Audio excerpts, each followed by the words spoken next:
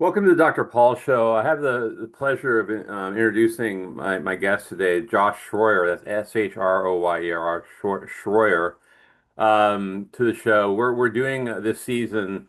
We're focusing on PTSD in different and various forms. Josh has a lot of wisdom to share with us and a lot of things. And I want to talk about his books and everything. But anyway, Josh, welcome to the show and yeah, tell us everything. Yeah, thanks for having me today. Looking forward to a good discussion.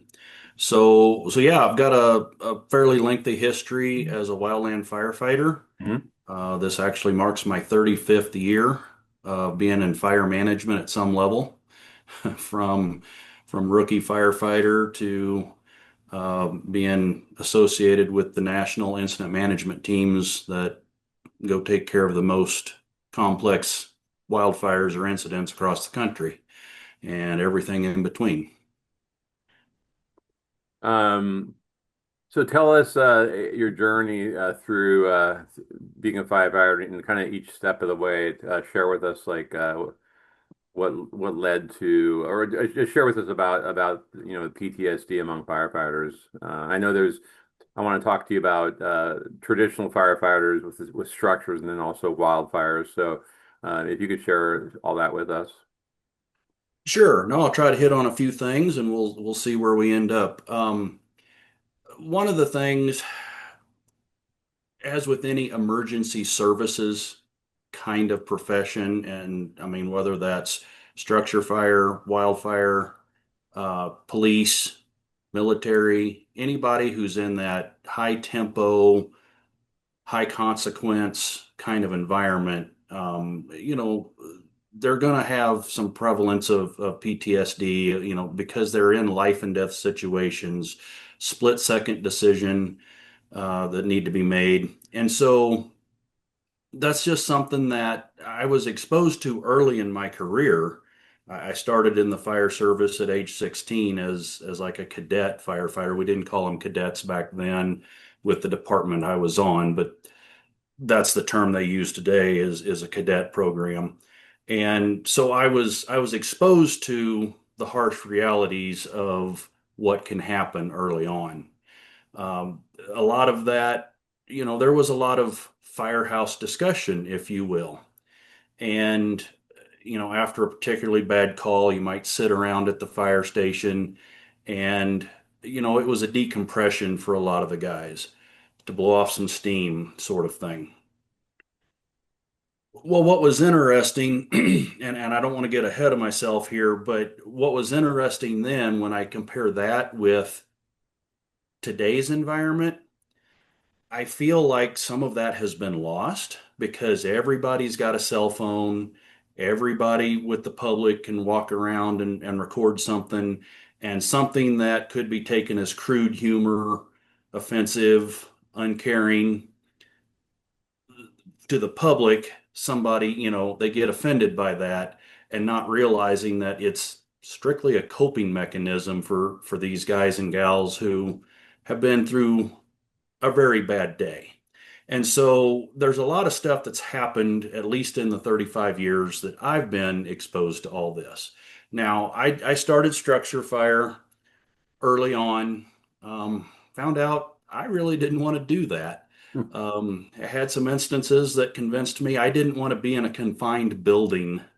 I wanted to be out where I could at least feel like I had a little more control of my environment. Now, when you're talking about a raging wildfire, 300-foot flames racing up a mountain, what kind of control do you have over that? Well, you don't. It's a perception. Mhm. But so anyway, my career, I decided to become a forester. Well, part of being a forester many times is naturally wildland fire. And so that was where I took my career, and that's what I've spent most of my career doing. With that, I start off early on, a young rookie, wildland firefighter.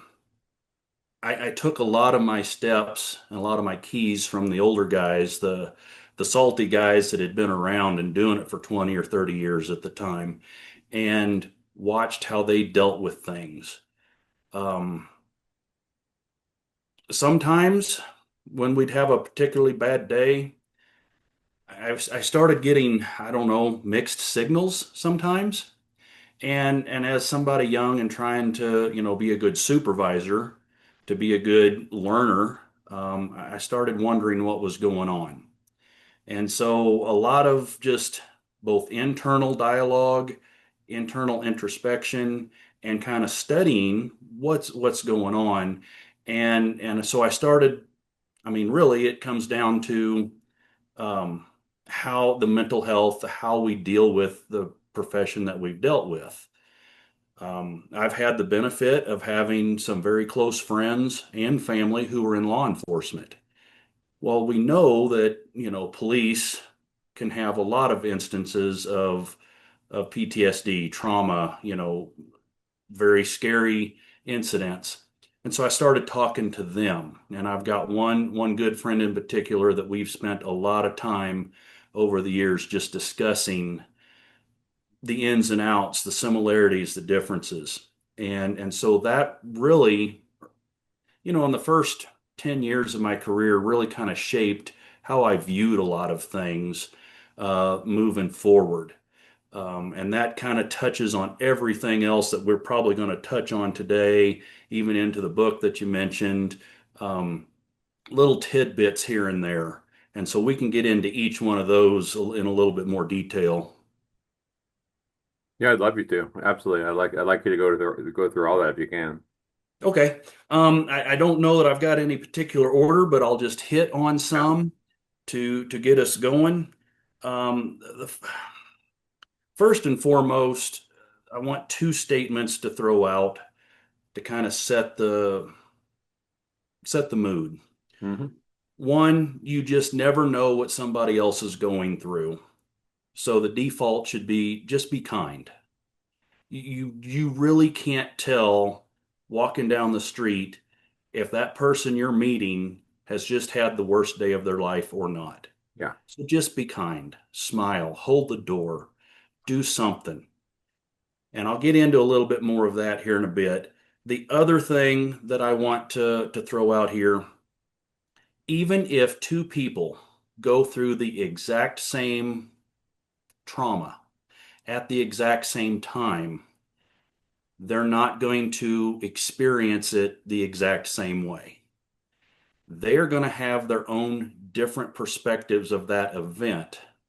The facts are still the same. Let's talk about a burnover in a wildland environment. The facts are still the same. The flame heights are still the same. The temperature experienced is still the same. But by our human nature and our prior experience, our personal belief system, any number of other factors are going to affect how we perceive that situation. So, those two things have been very critical for me through my career in understanding and dealing with some of my own issues and dealing with fellow firefighters. And as I've worked up the ranks and started supervising more and more firefighters in these incidents, of how to come across and maybe offer a sympathetic ear, just sit with somebody quietly sometimes, offer some advice if it's asked of me. So those are kind of my two basic um, modes of how I operate. Keeping those as the basis for a lot of things of how I act and conduct myself. Hmm. Um, let's see.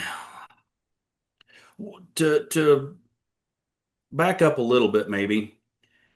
I think there's a lot of similarities between, military, law enforcement, structural fire with uh, PTSD, with mental health issues. Again, as I've mentioned, there's a lot of split-second decisions. It's a high consequence, life or death. It can be sensory overload depending on the situation. I've not been in the military. I've not been in law enforcement, so I can't speak to those. But what I have done is I know friends and family who have been. and we can sit and have a discussion and compare notes. And again, everybody's perception is a little different of a situation, but when you can sit with somebody and say, "Hey, I had this incident happen. Here's what I felt. Here's how I reacted. Here's how I dealt with it at the end." Oh, okay. Yeah, that makes sense. I felt that same thing, but oh, that part was totally different. I reacted this way. Mhm. And it has allowed for a lot of discussion and a lot of again, good open dialogue amongst groups so we can compare the similarities. Now, each of those has their own unique set of circumstances too that can lead to, depression or mental health or PTSD or whatever it is that we're talking about. Um, I can't imagine being in a war zone being shot at. I just, my mind cannot comprehend that. What's interesting, this is not my story, but a someone that I'm very close to, it's their story. But they had a friend with them on a fire that was former military, a Marine. He'd been in combat. The fire starts blowing up. It's time to move, and they, my close contact said, "Hey, we got to go." And his friend, the Marine, it's like, "Well, what? No one's shooting at us. We're fine." It's like, "No, the fire's going to get you." And it was just a difference of perspective of what was dangerous. They were not minutes, they were seconds that they had to act to get out of that situation before the flame front got them, before the hot gases, before it was a very dire situation. And we talked about it, and the best thing we come up with was a skewed sense of danger. Well, again, I can't imagine what it feels like to have bullets flying at me. But this other person, this Marine, to that point, didn't understand the consequence of this major fire. Yeah, it was big, it was beautiful, it was kind of that awestruck moment, but not realizing they were too close and they had stayed too long. And so, I'm not going to pretend to know what those guys and gals or law enforcement have gone through. But when we talk about what's unique to the wildfire service, even separate from structure fire, and I guess let's talk about that for a second, because I do have some structure fire background. I did that for about 6 years before I just said, the heck with it. I don't want to be in a building again. Um, it's still flames, it's still fire, it's still smoke so thick you can't see. There's still, death and destruction.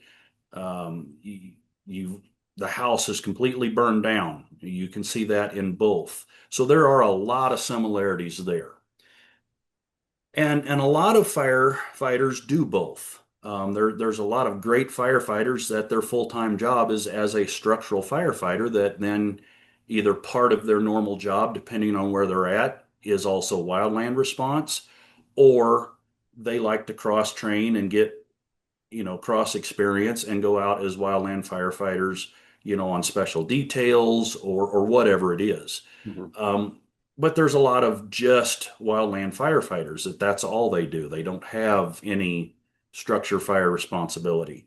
And some of the stuff that I think is a little bit unique for that part of the profession, again, let's talk about the vast acreages. You can stand out in the middle of a grass or sage prairie and see for miles and miles. And part of what you see is a line of fire stretching from horizon to horizon, maybe rushing at you. The magnitude of it. You can stand on a mountainside and literally watch the opposite mountainside go up in flames. We talked about flame lengths, 300-foot flame lengths. It's not an everyday occurrence, but sometimes just the magnitude of what we see. There's some pictures that show, massive flames, maybe not 300 feet, but even 100 feet. And you just show a firefighter down at the base of them for perspective, and you realize how small we really are compared to the energy output that's happening at that point. Um, there's some crossover, but in general terms, structure fire, they're showing up to a house on fire and it's already on fire when they get the call. With wildfire, I've been in many situations where a week into the fire and it just keeps growing and it just keeps burning homes. And because of the weather, because of the fuels, because of whatever, we just can't stop it and we're losing house after house after house.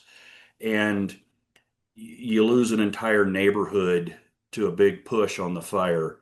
That can be a little bit of a profound moment. What's happening these days, to switch gears slightly, is like what we've heard recently. Um, the Paradise Fire, the fires there in Los Angeles, out in Hawaii, the I forget the name of the fire, but down here in Boulder, Colorado, New Year's Day or New Year's Eve a few years ago, where yeah, it's kind of a wildfire, but it's really an urban conflagration that's happening. It's structure to structure. And so, unfortunately, we're starting to see more of that. That maybe is not becoming it's becoming less of a unique thing for wildfire response. But one thing that I think is the most critical is the duality of the fire season. Okay. And I'm going to talk about that in a couple different points. Mhm. Used to, fire season, wherever you wanted to define it, let's just say collectively out west, the western half of the US, would be 3 to 6 months long. Okay. Seasonal firefighters get hired on. The fire season kind of starts in April or May down in the Southwest, Arizona, New Mexico, for a couple months. It moves north, kind of ends up in Montana, Idaho, the West Coast, the Pacific Northwest. They're thrown in there as it kind of moves south to north. But in general, these crews would just follow the fire around for 6 months. Now it's high intensity, it's high tempo, it's high consequence. You are the people that are called. You're the heroes that are coming in to save the day, so to speak, for these local communities. And then fire season stops. And what do? Go back to go back home. Some, might go work a construction job in the winter. Some might be ski patrol in the winter. It doesn't matter. But that daily importance that you feel is all of a sudden gone. Mhm. And for years we've kind of seen that develop. The the emotional loneliness versus the social loneliness kind of flip flops from a high fire season. One's high, one's low, and then you off season, it kind of reverses. And and that's a very real thing for a lot of wildland firefighters is that high tempo to nothing. And that's hard to take. I mean, I've experienced that high and low myself many times in my career. Um, and so that I think is one of the kind of unique things. Now, with that, and some of these points are actually going to be counter to each other, but it all is cumulative when we're talking about mental health and how to get a break and how to relax and how to take care of yourself. One of the things that in after a long, hard season, sometimes it's good to have that break. You can kind of reset. But what's happened in the last number of years, people have stopped talking about the fire season and started talking about the fire year. Hmm. Okay. We've seen it in California that we hit some of those years where we don't get the rains, where we don't get the moisture that's normal. The Santa Ana winds start early, end late, and it becomes a 12-month fire season instead of a 6-month fire season, or even used to be a 3-month fire season. Different parts of the country are experiencing similar things. Hmm. Personally, we had a few years early in my career, and this is where I started out in the Midwest in Missouri, where fire season is usually very seasonal. It's about 3 months in the late winter, early spring, you know, February, March, April for our local fire season. Well, we hit some drought years and we had some winters that didn't materialize. We didn't get the snow. And there was a time period where the district I was on, we recorded at least one wildfire per month for 27 straight months. Wow. Now, yeah, we'd have some rain here and there. We'd have a snow, but it'd melt off 2 days later, you know. So it wasn't 27 months of day to day. Now, Right. some of those were during the typical fire season or the summer drought. We'd get into July and August. It was day to day fighting fire, but 27 months straight of recording a wildfire on our district, that starts to wear a person down. And Hmm. so when we start talking about the fire year across the country, even though you're fighting the extreme high to the extreme low, well, now you're just on that extreme high anymore, and you don't even get time to reset during that low, even though you might be fighting some of that, um, lack of importance or whatever it is that we're fighting there. But the continued have to be at that high alert the whole time we're seeing is starting to take a toll on firefighters across the board. At this point, I want to break into something a little on the side, specifically in the Wildland Fire Service. Way back when, a fire detail is what it's called, you get assigned to a big fire, would be 21 days, and that included travel. So you just knew if you got a call to a big fire in Northern California or Montana or Idaho or Colorado, you were going to be gone for 21 days. You spend your day to travel, you fight the fire, you travel home 21 days. Well, they started seeing that this cumulative fatigue was a real thing. Bodies were wearing down, mental health started dropping. And so many years ago, they changed it to a 14-day plus travel. Now, really, what that means is only a few days less. If you spend, let's say a fire crew out of Michigan gets called to California, they're going to take 2 days to drive there. Then they're going to spend 14 days on the incident on the fire and then drive home. So it's still an 18-day trip. So they've cut a few days down. Hmm. But we still have the instances where if it's a critical fire, if there's resource shortages or whatever, that we can be extended to 21 days. It happens. Hmm. But that was one way to try to mitigate some of the cumulative fatigue.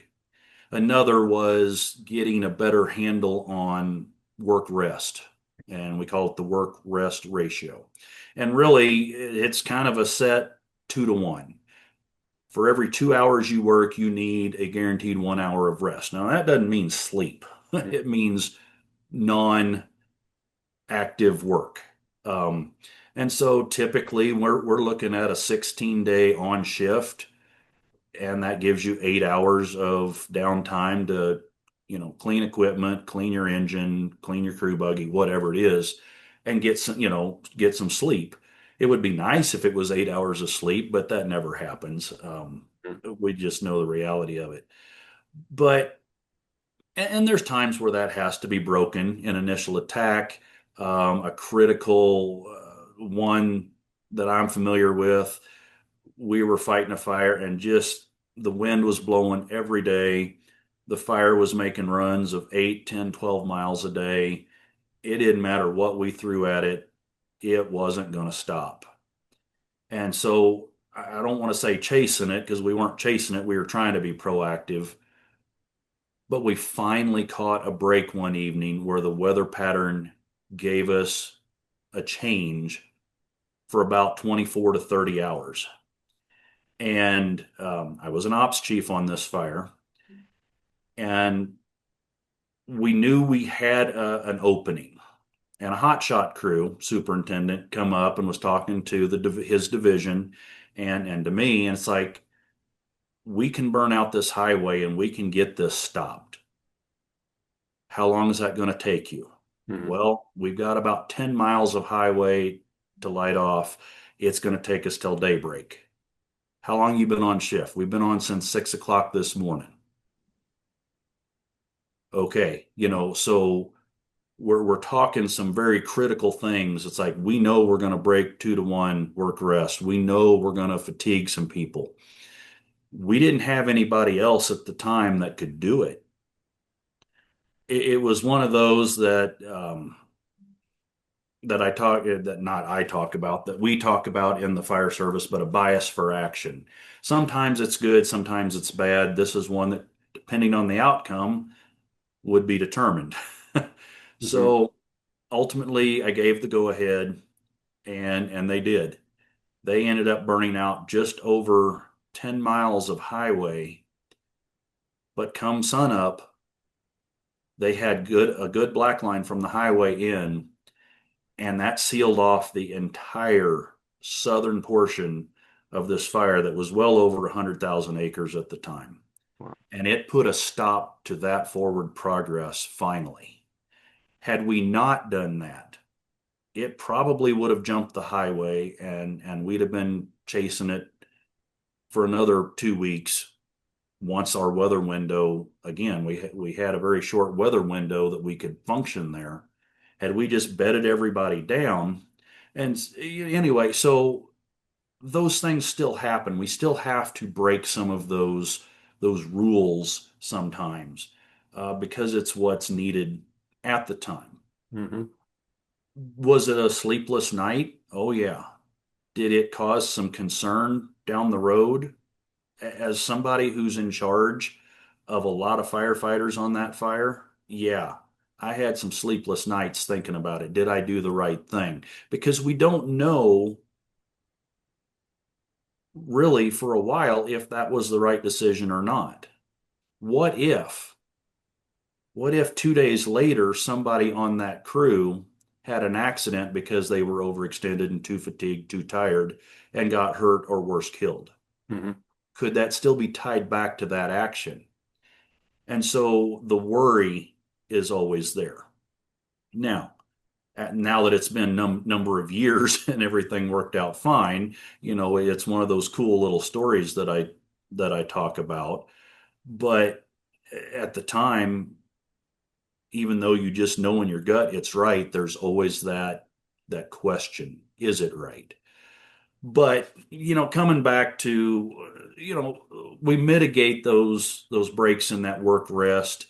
It might take a day or two, but then we'll bed down the crew an extra long period to kind of make up for that and get some of that rest back, because we know that cumulative fatigue is a real thing. And that's not just on the body, the physical fatigue, it's the mental fatigue. Right. You can get into one of the things, uh, what's the word I'm looking for? Decision fatigue. As I've seen and moved up in the ranks, to a division, to an ops chief, working real close with incident commanders, who are ultimately in charge of the fires, we're making these snap decisions all the time, you know, every day. There was a time I got home from a fire detail and got home, and my wife asked, "Hey, what do you want for supper?" And it's like, I don't want to make another decision. I just put something in front of me. And I kind of snapped at her. And that wasn't fair to her. And I realized later, it's like, wow, that was a very telling thing. I've been so used to making every decision and having to make it in an instant. But when I walked through the door, I had like mentally checked out. I didn't want to make another decision. Hmm. He just wanted to sit. And we talked about it later. And we determined, at least with us, with me, my wife is also, she's been a public information officer on these big fires for a lot of years. I don't want to say how many right now because I don't want to get it wrong, but decades. Hmm. Um, One of two things happens when we get done with a fire. We either suffer from that decision fatigue where it's like, I just don't want to make another decision right now. Lives aren't depending on it. I really don't care what's for supper. Hmm. Or we come home and we're stuck in that what we call tactical mode. That's the term we use for ourselves. And we've had good discussions, and it's like we're still just in that decision making mode. Walk through the door and decisions are still snap, snap, snap. And it's like the other person. And I say that because it could be me walking through the door, it could be her walking through the door that's in that tactical mode. Hmm. And it's like, hey, I've been running this house all summer while you've been going. I don't need you to come in and mess up the routine.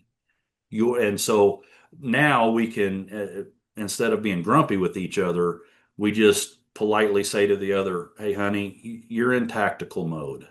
And it's just that gentle nudge that it's like, "You're okay. You're in this safe space now of home and family. You can let it go. You can ratchet it down."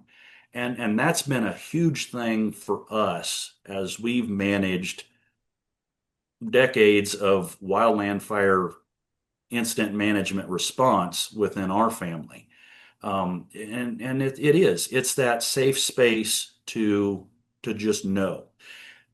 The problem is when we're talking about wildland firefighters in general, is not everybody has that safe space. They might be single, they might not be in a good loving relationship with a spouse. They might not be in a good spot with their family or whatever it is. And so that's where I'll kind of come back to that high low, that duality of fire season, if we still look at that. Even seasonals, even though the fire season may turn into a fire year, most agencies, might be limited on budget and still have to lay off, their seasonal staff um, at the end of whatever their season might normally be. And now these people are without, that. And so if they don't have that good environment, a good group of friends that kind of understand what they're going through, to give them that gentle nudge that says, hey, it's okay. You're safe here.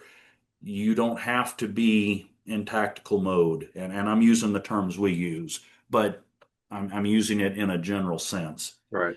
So there's a lot of different ways to look at this. And like I said, some of them are actually counter to each other, but a lot of them are cumulative with each other.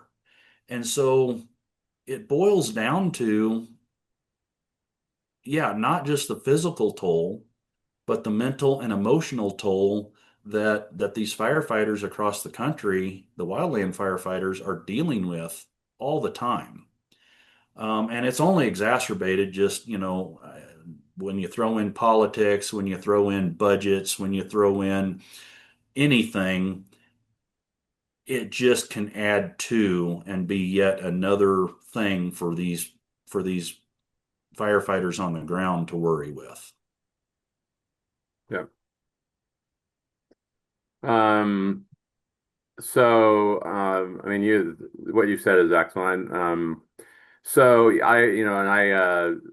personally, I'm in California, and I know a couple of firefighters, patients, and and other patients who were really impacted by the LA fires. It was devastating fires. And that feeling of helplessness, because, well, I don't want to get political, but California is not managed well as far as they're not having enough water for the firefighters to work with, and but yeah, but there was total devastation and a lot of death and destruction, and yeah, and it's just people displaced afterwards and don't know where to go, and now they're not, it's not even able to rebuild right now. So it's it's I can't even imagine. In my profession, obviously, I'm affected by how people feel because I'm very empathic and care about people a lot. So when I hear some of these stories, it definitely affects me too. But I can't even imagine actually being there, and that feeling of helplessness that you have. Especially like you said, with the fire that's going out of control that you can't do anything about until the weather changes. I just that probably just that feeling of helplessness, like we can't do anything right now. And you mentioned also other. I've talked to a lot of people, law enforcement, EMT, another one.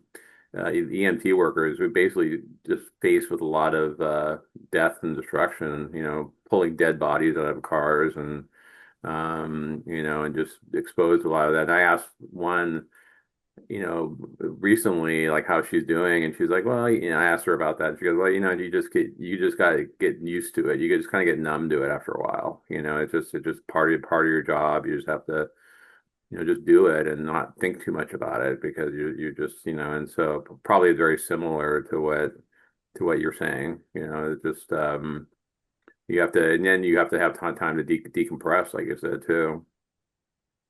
So Uh, oh, go ahead. but So on that, and I kind of touched on it earlier, but I think this might be a good time to bring it up. First, I'm going to relay a close call is the term I'll use. It was a fire entrapment that I had to experience. Um, I'm just going to give some quick details of that, but then how I dealt with it. But then you talk about just learning to deal with it, but then not understanding why something happens. So anyway, this close call that I had an off-region firefighter coming in to help. Not a lot of experience, so they were paired up with me for that day. We had a fire in one of our high fire areas where I was at, had a lot of wildfire arson, and they burned the same area all the time. And we kind of got in the habit of, okay, well, they lit it here. Here's how and where we normally put our fire line in to put this fire out. It was kind of routine, which should be a warning right there that nothing's routine. But we did, and it was happening pretty much like it had always happened. I pull into the parking lot. I say, hey, here's this two-track road. It goes down to this river. Grab the drip torch, start burning out, and we'll burn out in front of it to knock the head down. I'm going to go park this truck over here where it's secure, and I'll be right behind you. Okay. He goes down and starts doing what he's doing. I go park the truck literally 50 yards away. And in that matter of seconds, and I jump out of the truck and I look, and it's like, wait a minute, the fire is already at the two track. There was a gust of wind because of some terrain influence. And then I had the realization that this guy didn't have a radio with him, even. He was in off region. He was trying to get some experience. And I just sent him into a death trap with no communication and probably no further knowledge of what to do with the fire moving that fast. And I'll tell you, I was sick to my stomach because right then I knew I had just sent somebody to their death. I just killed somebody. hmm. I took off running. As I'm running down this two track, of course it's burning. I'm hollering, I'm screaming, trying to get any response, and I can't get any. No, the sound of the wind, the roar of the fire. Probably he couldn't hear me anyway, even if he was close. Well, it's getting hotter, and I know I'm getting burned. All I can do at this moment, it's too late. I lay down in the dirt of the two track, put my face in the ground and cover, my airway as we're taught to do. I know my ears burning, my left elbow's burning because it's, laying over in the fuel. And at that moment, I wasn't thinking about myself. I was thinking, what am I going to tell his wife? Mm, What am I going to tell his kids? That's where my mind was at the moment. And it was, it was all I could do not to throw up, to be honest, because that's how sick I felt knowing that this is what had just happened. mm-hmm, Now, I already told you up front it was a close call, so you can probably deduce that it didn't end up that way. The fire kind of burned down. I can't really see through the smoke. It's too thick, but it's cooled off enough that I can get back up. And I'm stumbling through the fire and smoke down this two trail, more by feel than anything. mm-hmm, And I finally catch a glimpse of a green field. It was winter wheat that I didn't know was there at the time. Luckily, this other firefighter found it just in time and rode out the fire there in the middle of it and was fine. Of course, then, the adrenaline dump happens, the emotional, you just pull the plug on all the emotions that I just had pent up. mm-hmm, And I'm angry, I'm pissed, I'm relieved, I'm happy, all at once. And, again, not to gloss over all the details, but just for the sake of moving on, at the end, it was all good. Had some minor burns, like I said, my ear, my right elbow, he was fine. We were able to get back to work. I think 2 days later, we finally got that fire under control. We called in some extra resources with that. We were just at the very initial attack of this thing. What happened, unfortunately, later was as we wrote this up, this is every definition of an entrapment, no matter where you look at. And I wrote it up in the fire report. And I'm not going to throw anybody under the bus, but I was told from higher ups, and I'll just leave it at that. Well, you survived, didn't you? Well, yeah. Okay, that's all we need. We don't care about the rest. wow. Okay. And that was tough to take, but hey, we're professionals. We're good. Okay. I packaged up all that baggage and I went on with my career. Mm-hmm, Okay. Other things happen. You see close calls. I had another firefighter that I was supervising at the time had a close call. It just becomes part of the job. And then I'm sitting watching TV one night and I don't even know, maybe it was popcorn in the microwave or something, but I caught a smell that instantly took me back to laying in that two-track trail while the fire burned over me. And I'm in a cold sweat and it's like I'm shaking. And it's like, wait a minute, what just happened? And I didn't understand the trigger mm-hmm, until later. It was a smell. I've had others that the trigger was a color, a different situation I won't go through now, but I can't describe the color. I've looked for it. I can't find it anywhere. But there was a color that was associated with a different close call. And one time, watching TV with the family, and it just was a flash across the screen, but that color flashed. I mean, a nanosecond. mm-hmm, And instantly I was taken back to a feeling that I'd had before and, visibly tense. And my wife was like, "What happened?" And it's like, I don't know what happened. mm-hmm, Now, at that point, we were able to talk about it and understand. I mean, I guess that at the time I'd call it a flashback, but it put me there. Where I want to go with this, and to tie it into a little bit of what you just said and what I had said earlier, the firehouse talk or the fire garage or the fire shop talk, when you're with your other fellow firefighters, you talk about what's happened. You talk about the death, the destruction, the close calls, and you deal with it with humor. And unfortunately, it was crude humor. Hmm. Okay.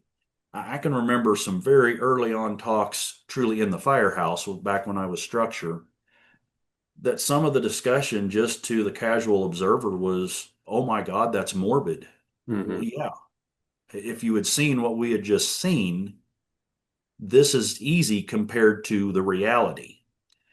But that crude humor, that venting, that letting off steam, that again, I don't feel is there anymore because anybody, and I've seen it on news reports of somebody walking by a firehouse, walking by a fire crew, and they've got their phone as they do this, and it just irritates me because they're recording these firefighters in an intimate moment with each other in that very critical, that brotherhood, that sisterhood. They need each other to be able to blow off some steam. Hmm. And they're saying things that probably the general public can't handle.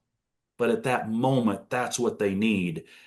And now, because of technology and because of the snoopiness, it's been taken away. So what happens? Well, firefighters in general, we don't get to blow off that steam. And so we're just pressure vessels. And if we can't blow off some steam occasionally, what happens? It just keeps building and building. And and so I see that as a very real problem in today's society.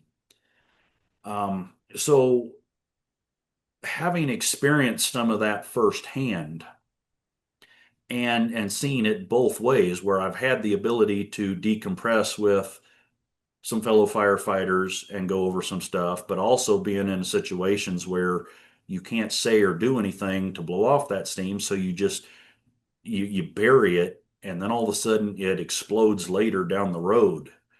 And sometimes it's all of a sudden you're snapping at those closest to you for no reason. It's like, where did that come from? And so just through my career and being able to talk with others and studying it myself, it is it's some of that steam being released at an inappropriate time. So, and that's where I go back to, you never know what somebody else is going through.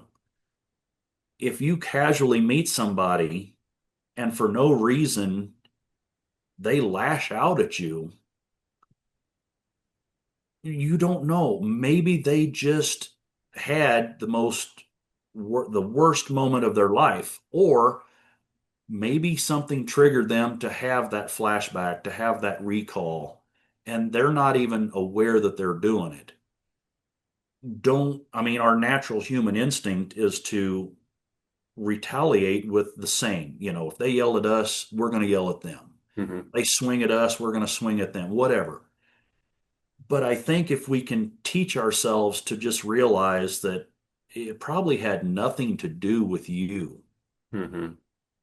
You were just the innocent bystander at the time that this happened. And if you can meet it with an ounce of empathy, of compassion, and just let it go, you're probably going to be better off for it because you didn't react something that you're going to regret. That person probably, if they realize what happened, feels bad enough. Maybe even there's a chance for some dialogue. It's like, hey, buddy, are you okay? I'm here for you. Within the environment that we're in all summer long, sometimes fighting these fires. I've seen it in fire camps. I've seen it on initial attack crews.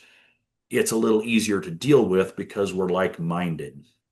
But when it happens out in public, again, we don't always have that. So it is one of those critical things to just understand that it's a very real thing. And we just need to, if we can just treat our fellow humans with a little bit of compassion and just and smile. When I come back, and I want to come back now to the humor of it. And yeah, it used to be crude humor early on. I learned to try, doesn't have to be crude humor, but humor is humor, a smile. Hmm.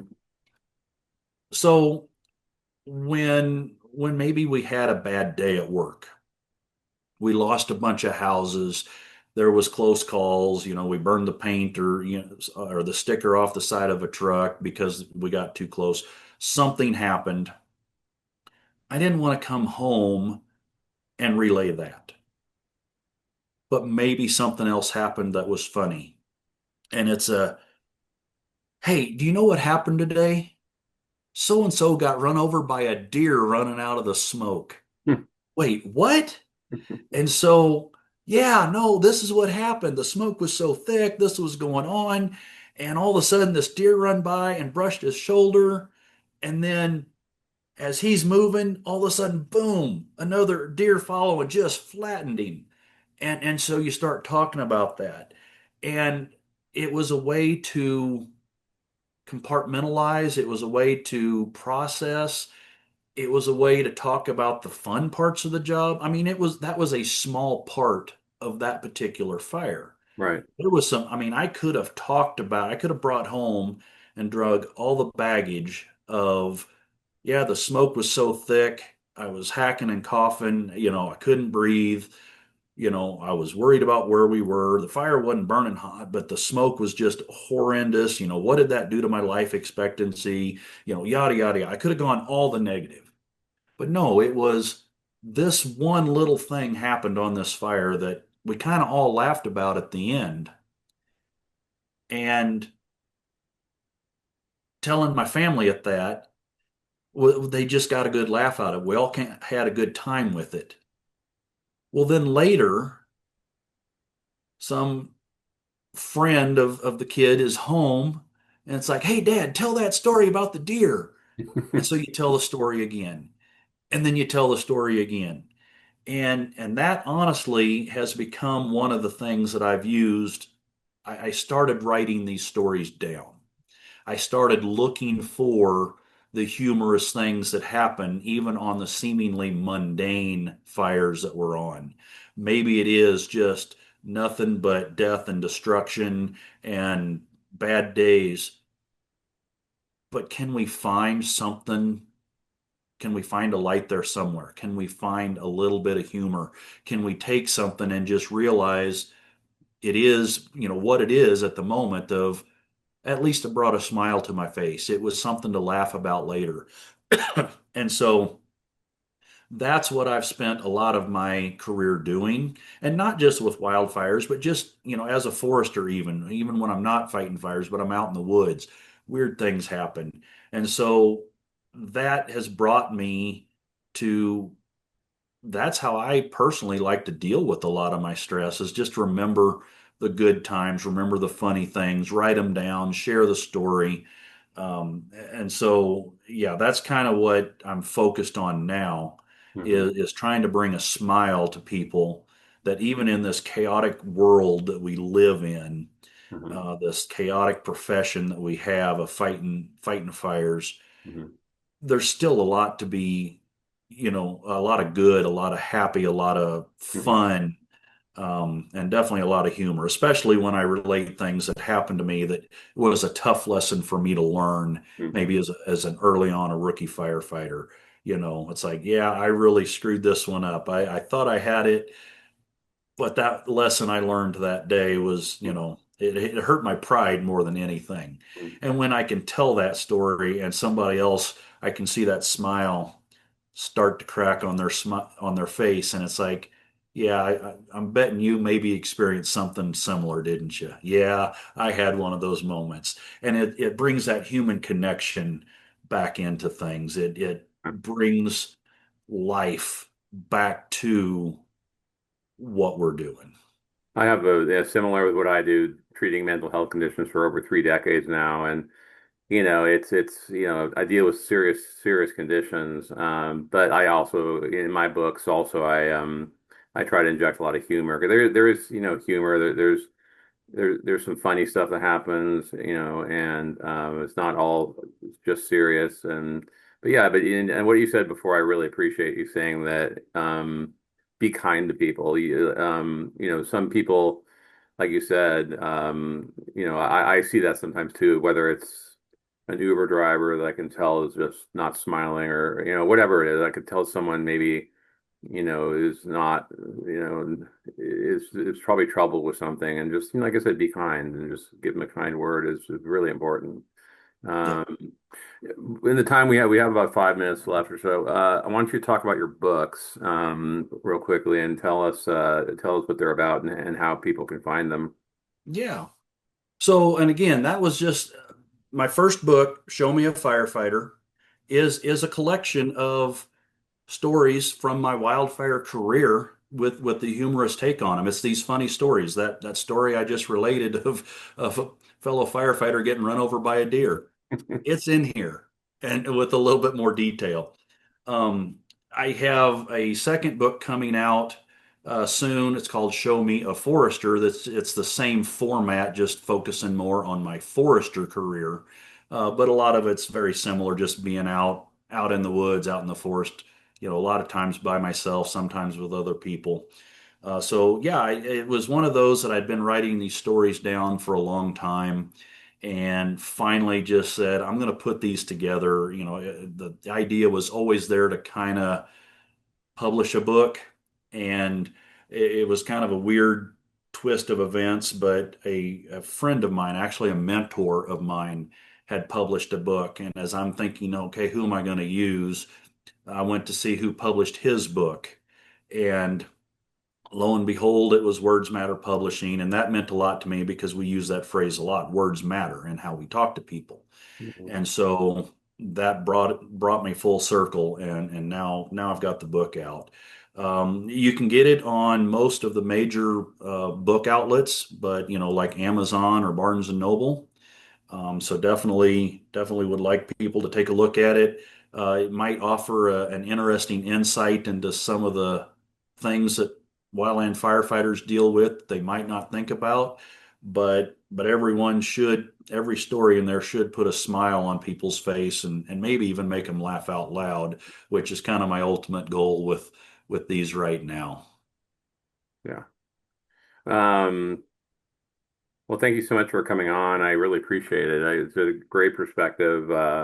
I've never actually had a talk to a firefighter like yourself about this subject. I've talked to people in the military, police officers, EMT, but you're the first firefighter I've actually talked to about this. Well, than a couple of patients of mine, but yeah, it's PTSD comes out in many forms, but it definitely when you're exposed to kind of stuff that you guys are exposed to, that's very common. People think that typically military, and yeah, of course, when you're being shot at, your leg gets blown off. Yeah, pretty bad. And so I've seen a lot of that, but a lot of people with flashbacks. But you mentioned like, smells and colors and a lot of people from the military, like from the Vietnam War or Korean War, they say like Fourth of July sets them off. They can't if they hear explosions. And so one guy actually, he said he wears earmuffs on Fourth of July, and just so you can just tune out those sounds. And so yeah. So then again, and who people who have PTSD, again, be kind to them, and someone who has trauma from past, needs that, because they're suffering, and what they don't need is someone who's rude and mean to them, because that's just not what they need at that time. So. But anyway, thank you for so much for coming on, and thank you for Tammy for getting us together. Tammy Corwin is with Words Matter, or you also can get the book directly from them, Words Matter Publishing too. So, all right, Josh. Well, thank you so much, and and good luck with everything. Yeah, thanks you for having me. All right, you take care.